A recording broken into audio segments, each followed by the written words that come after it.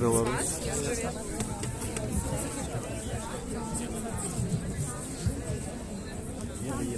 Живе.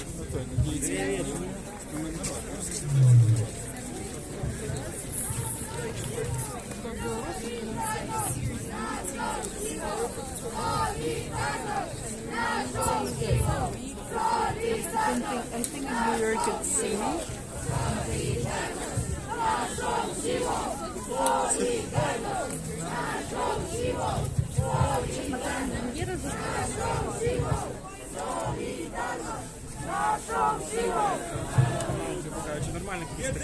Вільна, соборна Україна! Єдина, вільна, соборна Україна!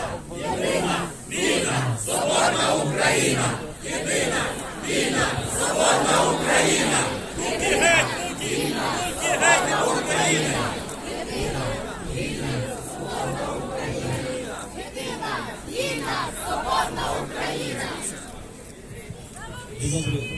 Героям слава! Witajcie Państwo. Ja też akurat jechałem tutaj do znajomych i wysiadłem z autobusu i znam szkołę gejowską.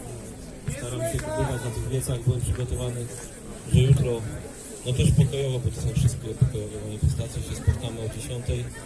Jednak tak się stało, że to, co przeczytał Pan Przewodniczący Związku Ukraińców, jest wszystko adekwatne. To podpisuję się w 100% i nasuwa się tutaj sytuacja sprzed 83 lat, kiedy na Polskę To ja utieram, ale zostawię powyżej. a więc wojna. Czy wejdziemy zaraz, czy nie wejdziemy? A może nawet przeszacowało.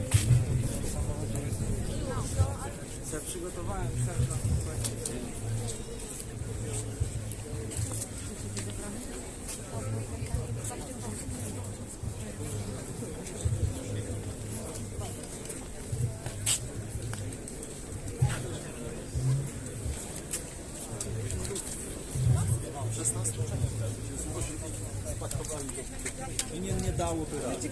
Zresztą chcę wierzyć, że Modlitwa jest najważniejsza. Allora, noi vi invito per la preghiera digiuna anche, no? È solo questo. Noi preghiamo per la pace, cari fratelli e sorelle, perché questo è